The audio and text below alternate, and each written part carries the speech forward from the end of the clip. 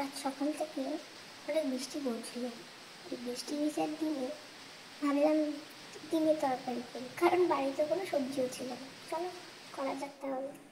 প্রথমে কড়াই গরম করে তেল দিলাম, একটু জিরে ফোড়ন দিলাম, তারপর পেঁয়াজ, লঙ্কা, রসুন, আদা কুচি কুচি করে রেখে দিলাম, কারণ লাইন ছিল না বলে মিক্সার গ্রাইন্ডারও চললো না, তাই কুচি কুচি করে কেটে দিলাম।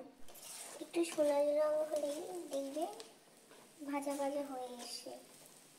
অনেকক্ষণ একটু ঘাটাঘাটি করার পর যখন সোনালি হয়ে আসবে, আলুগুলো সিদ্ধ করা ছিল, আমি অফস্ক্রিন আমি সিদ্ধ করে রেখেছিলাম, সিদ্ধ করে দিয়ে দিলাম আলুগুলো। আলুগুলো দিয়ে দেওয়ার পর লবণ হলুদ দিয়ে কিছুক্ষণ ঘাটবে। এখানে আমি ডিম সিদ্ধ করে রেখেছিলাম, সিদ্ধ করে ডিম ফেলে এখানে ভেজে নিলাম, ভেজে সাইডে রেখে দিলাম। সব কিছু দেওয়ার পর যখন কষতেছিলাম তরকারিটা, জানি না ভিডিওটা কীভাবে ডিলিট হয়ে গেছে বা উঠেনি নাকি বুঝতে পারিনি। তো আমার মতন ভুল তোমরা কেউ করো না, দেখো খেয়াল রেখো। তো এখানে সব কিছু হয়ে যাওয়ার পর আমি জল ঢেলে দিলাম, গরম মশলা দিয়ে দিয়েছিলাম। তো যেগুলো ভেজে রেখেছিলাম ওগুলো কিছুটা অর্ধ করে দিতে, কিছুটা গোটা আমি দিয়ে দিই। এখানে যা দেখতেই পাচ্ছ আমি একটু গরম মশলাও দিয়ে দিয়েছিলাম। এখানে গরম মশলা দেওয়ার পর কিছুক্ষণ ফুটোবে, তরকারিটা ফুটিয়ে নামিয়ে নিও তোমরা।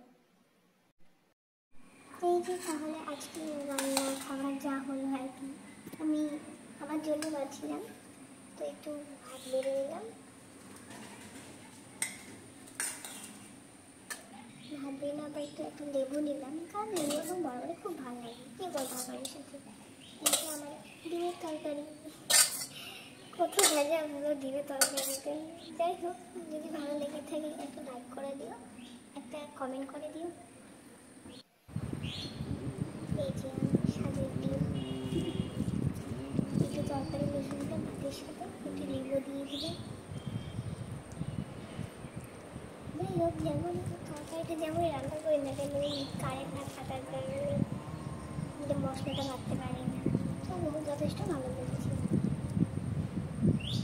তো ট্রাই করতে পারো।